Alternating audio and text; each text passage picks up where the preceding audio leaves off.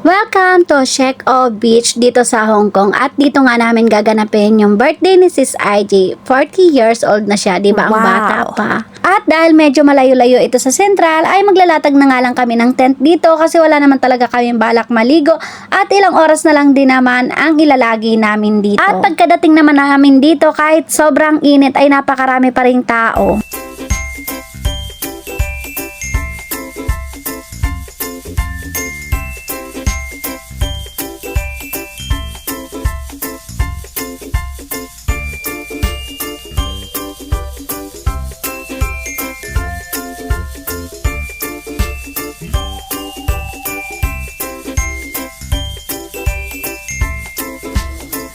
Happy birthday to you. Happy birthday to you. Birthday.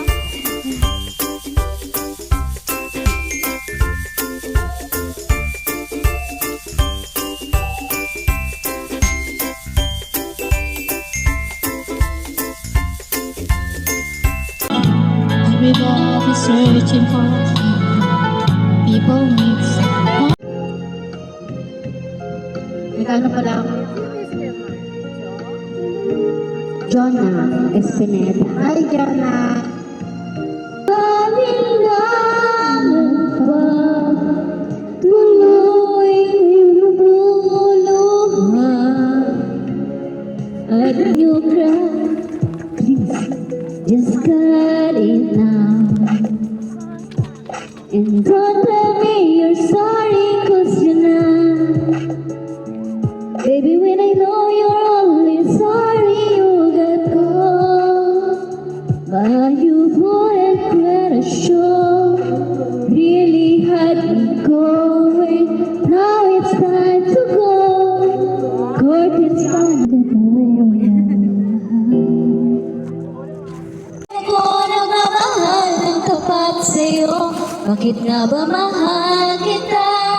Kahit na may mahal ka ng iba, ba't tayo naman rin? At yun na nga, inabot na kami ng alas 7 ng gabi rito pero maliwanag pa rin. At dahil tatlo lang naman kami, ay konti lang naman yung pagkain na dala namin pero hindi pa rin namin naubo sa sobrang kabusugan namin sa pansit. At ayan nga, may little daro anak nga dyan sa likod ko. Ang ganda nga ng lugar na to at gustong gusto ko yung kapaligiran dito. At dahil malapit sa dagat ang tirahan ko sa Pinas, ay parang nga rin ako nasa Pinas at ang kapaligiran nga lang ang kaibahan at yung mga tao dito. Mas marami ang foreigner dito, of course.